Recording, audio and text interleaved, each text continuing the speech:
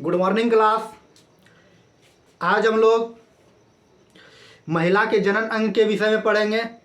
इससे पहले पार्ट 1 में बायोलॉजी में पुरुष के जनन अंग के विषय में पढ़ा के यूट्यूब पर अप टू डेट प्लेलिस्ट बना के कर दिए हैं। जो इस चैनल पे नए हैं वो वीडियो शुरू से अंत तक देखिए, और पहले पार्ट 1 जो नहीं देखे हैं पहले पार्ट 1 देख लीजिए पुरुष का जनन अंग, तब उसको बहुत अच्छी तरह से महिलाओं में जनन अंग समझ में आ जाएगा। अब चलिए हम लोग क्लास की ओर आते हैं, देखते हैं क्या क्या पढ़ना पड़ता है हमको महिलाओं में जनन अंग के विषय में। एक एक चीज़ की गहराई से विषय में हम लोग समझेंगे। देखिए ये महिला का जनन अंग फिगर हम बनाए हुए हैं बोर्ड पे, ठीक ना। इस तरह से ये जो रहता है इसको हम लोग कहते हैं अंड वाहिनी। बात समझे, इसको हम लोग क्या कहते हैं? अंड वाहिनी कहते हैं।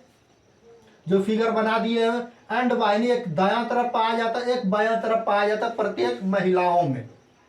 देख परीक्षा में पूछे जाते अंड वाहिनी किस में पाया जाता है, स्त्री में या पुरुष में? तो अंड वाहिनी किस में पाए जाते हैं?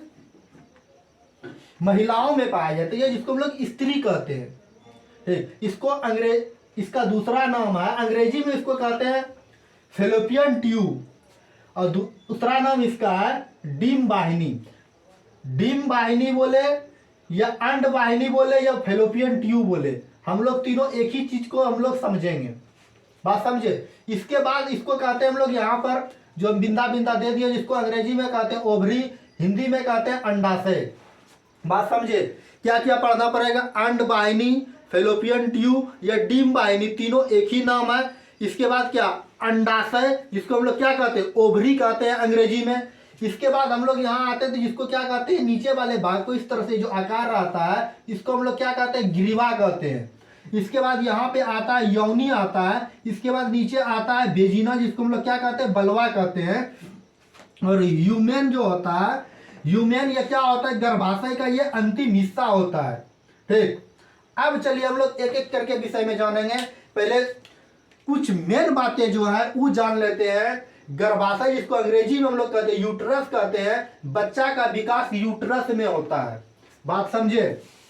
महिलाओं के शरीर में बच्चा का विकास कहाँ होता है? यूट्रस में होता है। जो इस तरह से यूट्रस की आकृति बना दिए हुए हैं, ये क्या होता है? दायां तरफ भी पाया जाता है महिलाओं में और बायां तरफ भी पाया जाता है। यूट्रस मतलब गर्भाशय में ही बच्चा का विकास होता है। समझे। अब इससे पहले समझने के लिए हम लोग निषेचन को समझेंगे। इससे पहले पुरुष जनन अंग में हम बता दिए थे पुरुष से क्या निकलते हैं? स्पर्म निकलते हैं। स्पर्म जिसको हम लोग क्या कहते हैं? शुक्राणु कहते हैं। ठीक, और ये भी बताए थे एक नस होती है जो उसका अंडाणु में प्रवेश करने वाली। ठीक, वह नस का नाम आप क्या कीजिएगा? कमेंट बॉक्स में बताइएगा। अब देखिए निषेचन क्या होता है। निषेचन अपनी भाषा में समझिए, जहां अंडाणु और शुक्राणु मिलता है उसे हम लोग निषेचन कहते हैं। बात समझिए। जहां अंडाणु और शुक्राणु मिलता है उसको हम लोग क्या कहते हैं? निषेचन कहते हैं। निषेचन की क्रिया कहाँ होती है? फेलोपियन ट्यूब में होती है। मतलब साफ साफ अक्षर में समझिए, अंडाणु और शुक्राणु जो है ये हमारे फेलोपियन ट्यूब में मिलते हैं, जिसको हम लोग डिम वाहिनी कहते हैं या अंडाशय कहते हैं। मतलब इधर से प्रवेश होगा शुक्राणु और जाके मिलेगा कहाँ पे? यहाँ पे अंडाशय रहता है जिसको हम लोग ओवरी कहते हैं, और यहाँ पे क्या मिलते हैं? शुक्राणु मिलते हैं। ठीक, अब देखिए जहां ये हो गया निषेचन कहाँ होती है? डिम वाहिनी में होती है। अब चलिए हम लोग अंडाशय के विषय में पढ़ेंगे। महिलाओं में अंडाशय की संख्या जो है कितनी होती है? 2 होती है। ठीक, और महिलाओं का मुख्य जनन अंग जो है क्या होता है? अंडाशय होती है। ठीक, जिस महिलाओं में अंडाशय नहीं पाई जाती है वह महिला क्या हो जाती है? बांझपन की समस्याएं से उत्पन्न हो जाती है। बात समझे। तो महिलाओं में अंडाशय की संख्या, ये ओवरी जिसको कहते हैं, अंडाशय की संख्या कितनी है? 2 है। ठीक, और इसका मुख्य जनन अंग, महिलाओं का मुख्य जनन अंग क्या होती है? तो अंडाशय होती है।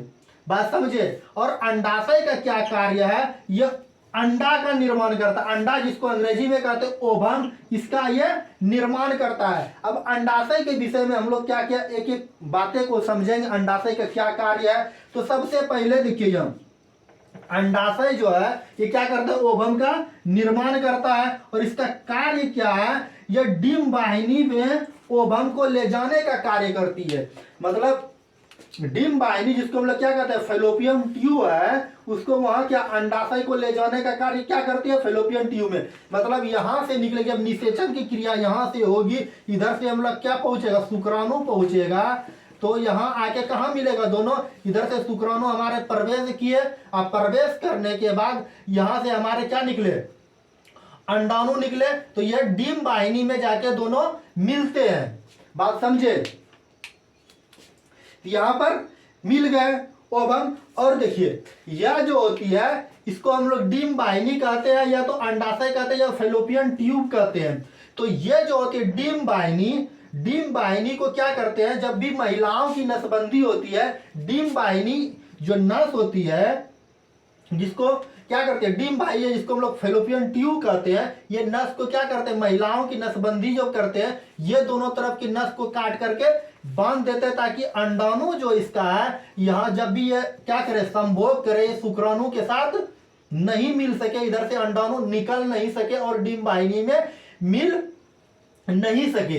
ये हमारे डॉक्टर साहब करते। जब महिलाओं की नसबंदी की जाती है तो क्या होता है, उसको क्या कहते हैं, ट्यूबेक्टोमी कहते हैं। तो परीक्षा में पूछे जाते हैं महिलाओं की नसबंदी को क्या कहते हैं, ट्यूबेक्टोमी कहते हैं। और अंडाशय से क्या निकलती है, हमारे 3 प्रकार के क्या निकलते हैं, हार्मोन निकलते हैं। बात समझिए, कई बार एग्जाम में ये मोस्ट भी आई है, कई बार एग्जाम में पूछा हुआ है अंडाशय से कितने प्रकार के हार्मोन निकलते हैं।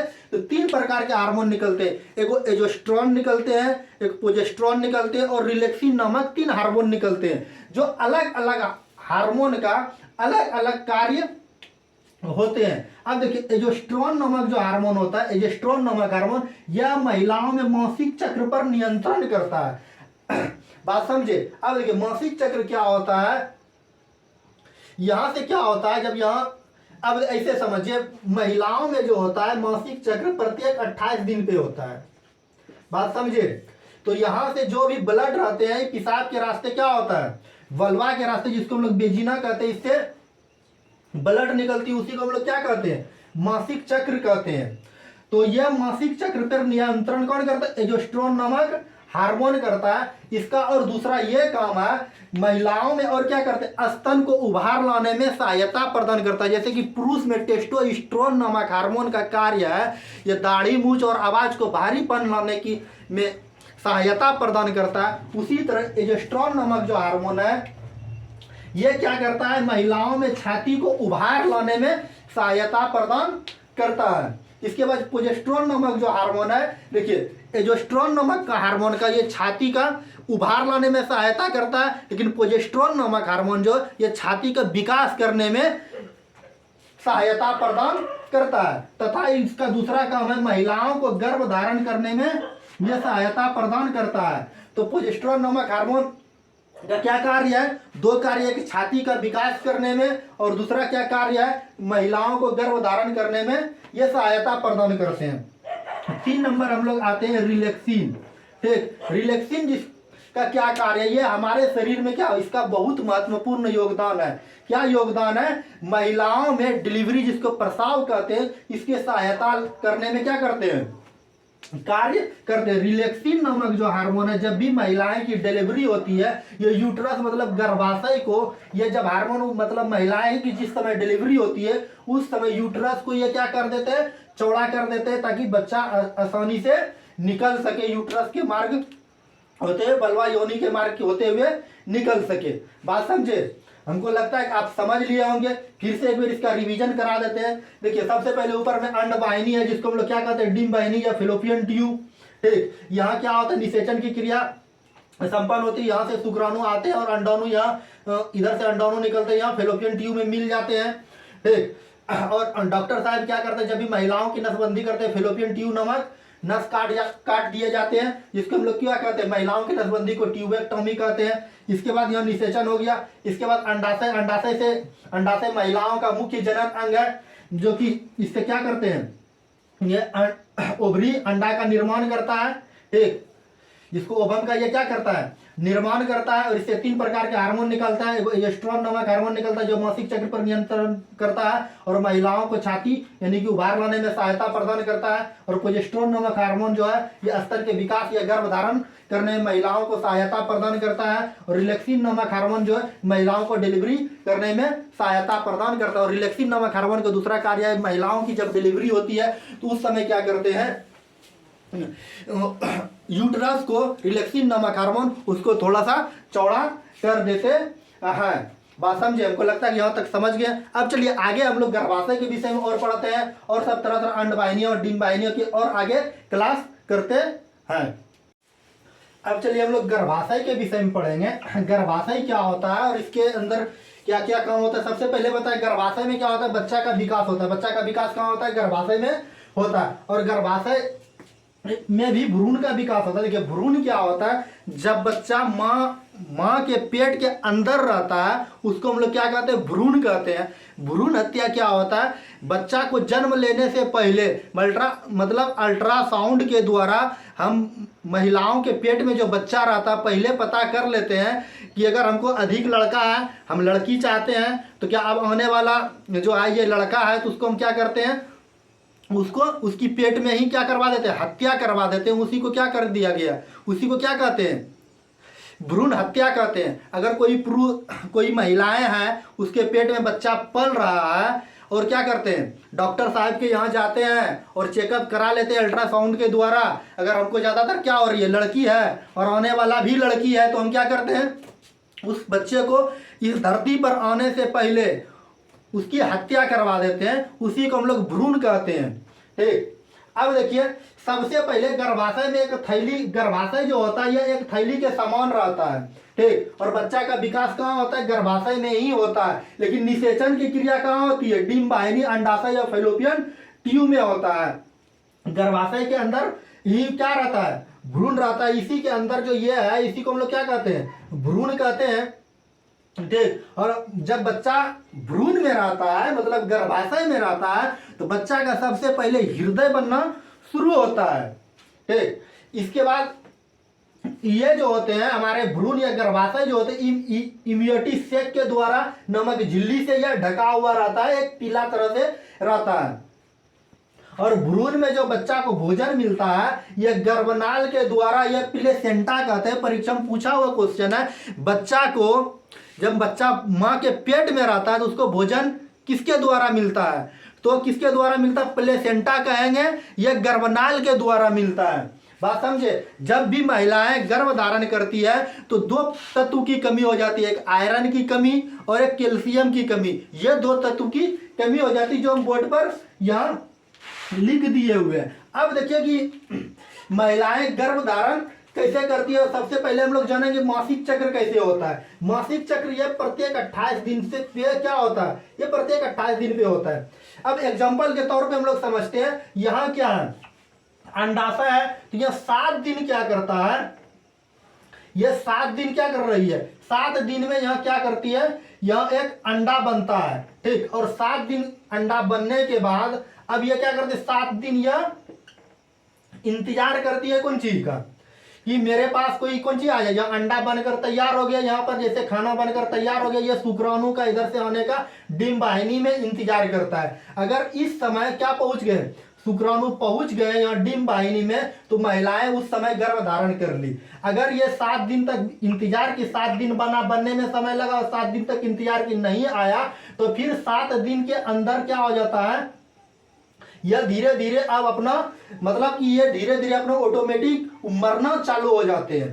तो फिर कितना हो गया, 21 दिन हो गया। और फिर 21 दिन होने के बाद फिर 7 दिन अगर इसमें जोड़ेंगे तो ये क्या कर देते हैं, धीरे धीरे 28वां दिन जब पुर जाएगा तो ये 28वां दिन क्या होने लगता है, ये पेशाब के रास्ते मतलब बलवा के रास्ते यहाँ से ब्लड आना चालू हो जाता है। मतलब 7-14 दिन में जो लगा, जो मरने में मर के यहाँ ब्लड होके क्या हो गया था, खराब हो गया था। खराब होने के बाद ये ब्लड रास्ता, ये गंदगी के रास्ते, ये गंदगी मतलब मरा हुआ ब्लड क्या हो जाता है, ये 28वां दिन यहाँ से निकलना प्रारंभ हो जाता है। जब यहाँ से निकलना प्रारंभ हो गया ब्लड, तो अब फिर ये क्या करते हैं, ये अभी इंतजार करेंगे। अब इसका ये काम है, अब दूसरे महीने में क्या करते हैं, ये 7वां दिन ये बनाना शुरू करते हैं। जब ये बनाना शुरू किए तो फिर अब देखिए 7 दिन हो गया, तो अब 7 दिन में इसको फिर बनाने में लगा। अगर मान के चलिए ये 1 जनवरी को, ये 1 जनवरी से 7 जनवरी तक ये अपना क्या बना रहे हैं, अंडाणु बना रहे हैं। अंडाणु बनाने के बाद जिसके ये अंडाशय का ये निर्माण कर रहे हैं, ठीक। अब फिर 7 दिन क्या करेंगे, ये इंतजार करेंगे कि 7 दिन तक अगर यहाँ पहुंच गया स्पर्म तो यह महिलाएं गर्भ धारण कर लेगी। अगर नहीं किया तो 7 दिन में क्या हो जाएगी, नष्ट हो जाएगी। फिर 7 दिन में नष्ट होने के बाद मतलब 28 दिन जब इसका पूर जाएगा तो ये फिर क्या हो जाएगा, बलवा के रास्ते योनि के मार्ग होते हुए ये पेशाब के रास्ते ये बाहर आ जाएगी। तो वही क्या होता है, जब मासिक चक्र ये हो जाता है तो मासिक चक्र के बाद जब ये 7 दिन होता है, 7 दिन के बाद ये क्या करते हैं, यहाँ पर बनकर ये ब्लड तैयार रहता है। यहाँ ओवम में जब ये क्या बनकर तैयार रहते हैं, ओवरी बनकर यहाँ तैयार रहते हैं, तो यहाँ से ये क्या शुक्राणु स्पर्म का इंतजार करते हैं। जब भी यहाँ स्पर्म क्या हो जाते हैं, संभोग क्रिया के बाद यहाँ का स्पर्म पहुंच जाते हैं यहाँ डिंब वाहिनी में। अब देखिए डिंब वाहिनी में जब स्पर्म पहुंच गया और इधर से क्या आया, ओवम आया, तो अब यहाँ दोनों कहाँ मिल गया, फेलोपियन ट्यूब में। फेलोपियन ट्यूब में मिलने के बाद महिलाएं क्या कर ली, गर्भ धारण कर ली। जब गर्भ धारण यहाँ फेलोपियन, अब अंडाणु और शुक्राणु मिला कहाँ, यहाँ फेलोपियन ट्यूब में मिला। लेकिन बच्चा का विकास कहाँ पे होगा, यहाँ पे हमारा गर्भाशय में होगा, और जो सबसे पहले हृदय हमारे बच्चे का बनेगा। अब देखिए कभी कभी क्या हो जाता है, किसी स्त्री को डबल बच्चा हो जाता है। तो कैसे हो जाता है, जिसको हम लोग क्या कहते हैं, जम्बो बच्चा कहते हैं। तो अब देखिए क्या करते हैं, हमारे शरीर में स्पर्म 10,000 की संख्या में एक बार में निकलता है। 10,000 की संख्या में एक बार निकलता है। अब एक बात समझाइए, अगर हम लोग यहाँ एक रेखा खींच दिए हैं, अगर 100 आदमी को एक बार दौड़ाएंगे तो कोई तो ऐसा इंसान होगा, तो क्या होगा, कोई एक ऐसा इंसान होगा जब यहाँ पहुंचना है ओवम के पास तो एक पहला इंसान पहुंचेगा। इसी तरह जब 10,000 की संख्या में निकलती है यहाँ से, तो स्पर्म जब इस तरह से जाने लगती है, इस तरह से जाने लगती है, सब क्या हो जाते हैं, यहाँ जिसका हम जीवन काल भी बताए थे, ये 20 से 30 मिनट तक यह जीवित रह सकते हैं। और यहाँ क्या ओवम इंतजार करते हैं, यहाँ से कहाँ पहुंच गए, इसके पास क्या पहुंच गए, स्पर्म हमारा पहुंच गया। तो यहाँ ओवम से जब मिला तो क्या बन गया, ये महिलाएं गर्भ धारण कर रही। लेकिन कभी कभी क्या होता है कि यहाँ जब एक के जगह ये क्या पहुंच जाते हैं, डबल पहुंच जाते हैं, एक बार में दोनों पहुंच जाते हैं, तो उसको समझ में ही नहीं आता है, इसीलिए क्या हो जाता है, डबल बच्चा हो जाता है। तो कभी कभी इसीलिए महिलाओं के जब स्पर्म क्या करते हैं, 2 स्पर्म एक साथ पहुंच जाते हैं, तो क्या हो जाते हैं, उसको जोड़ा बच्चा, जिसको हम लोग जम्बो बच्चा कहते हैं, इस तरह से होते हैं। अब देखिए, अब इसके बाद आगे हम लोग जानते हैं कि लड़का कैसे होता है और लड़की कैसे होता है, इसके विषय में हम लोग जानते हैं। अब देखिए इसके विषय में हम लोग को क्या पढ़ना पड़ेगा, गुणसूत्र पढ़ना पड़ेगा। और गुणसूत्र की बात करेंगे, जिसको हम लोग कहते हैं विभाजन कहते हैं। तो गुणसूत्र जो होता है, पुरुष में संख्या जो पाई जाती है 6 संख्या 46 को पाया जाता है। तो अब देखिए इसमें पुरुष में मतलब कि हम लोग के शरीर में, मनुष्य में जो होता है ना, यह अर्धसूत्री विभाजन होता है, ठीक, अर्धसूत्री विभाजन होता है। तो पुरुष में गुणसूत्र की संख्या कितनी होती है, 46 होती है, ठीक। तो 46 का जब होगा तो पुरुष में जो क्या पाया जाएगा, पुरुष में पाया जाता है XY और महिलाओं में पाया जाता है XX, ठीक ना। इधर स्त्री लिख देते हैं, तो महिलाओं में क्या पाया जाता है, XX पाया जाता है। अब देखिए, अब यह क्या हो जाएगा, यहां भी कितना हो जाएगा, अर्धसूत्री विभाजन का मतलब तइष्ठो इससे निकलेगा, तइष्ठो इससे निकलेगा। अब यहां पर क्या होता है, पुरुष में X और Y पाए जाते हैं और महिलाओं में XX पाए जाते हैं, ठीक। जब हम अर्धसूत्री विभाजन पढ़ाएंगे तो उसमें बताएंगे कि पूरी तरह से, और इसके विषय में जानकारी देंगे। आप ये अभी ये समझिए कि लड़का कैसे होता है और लड़की कैसे होता है। अब देखिए, यहाँ महिलाओं में XX पाया जाता है और पुरुष में क्या पाया जाता है, XY पाया जाता है। Y जो है ना, ये लड़का को दर्शाता है, ठीक, और XX जो है ना, ये लड़की को दर्शाता है, ठीक। अगर पुरुष का X और महिलाओं का भी X, का महिलाओं में X है तो X ये आएगा, तो वह क्या हो जाएगा, लड़की हो जाएगी, बात समझे। और लेकिन पुरुष का Y मिलेगा और महिलाओं की X मिलेगा, यह क्या हो जाएगा, हमारा लड़का हो जाएगा। इसीलिए कोई स्त्री को या तो लड़का हो रहा है या सिर्फ लड़की हो रहा है। अगर किसी स्त्री को सिर्फ लड़की हो रहा है, इसकी जिम्मेदारी कौन होते हैं, पुरुष होते हैं, महिलाएं नहीं होते। अगर किसी को सिर्फ क्या हो रहा है, लड़का हो रहा है, तो उसका भी जिम्मेदारी कौन है, पुरुष है। पहले जो पहुंचेगा एक्स वाई में, वह अगर एक्स एक्स पहुंच गया, स्पर्म यहां से क्या पहुंच गया, वाई पहुंच गया, और महिलाओं से क्या पहुंच गई, एक्स पहुंच गई, तो वह लड़का हो जाएगा। लेकिन इधर से एक्स, महिलाओं से एक्स और पुरुष से भी एक्स स्पर्म पहुंच गया, तो वह क्या हो जाएगा, हमारा लड़की हो जाएगी। बात समझे। अब चलिए आगे हम लोग जानते हैं कि परखनली शिशु, परखनली शिशु क्या होता है, और इसके बाद सेरोगेट्स मदर के विषय में हम लोग पढ़ेंगे। सेरोगेट्स मदर क्या होता है, इसके विषय में हम लोग जानेंगे।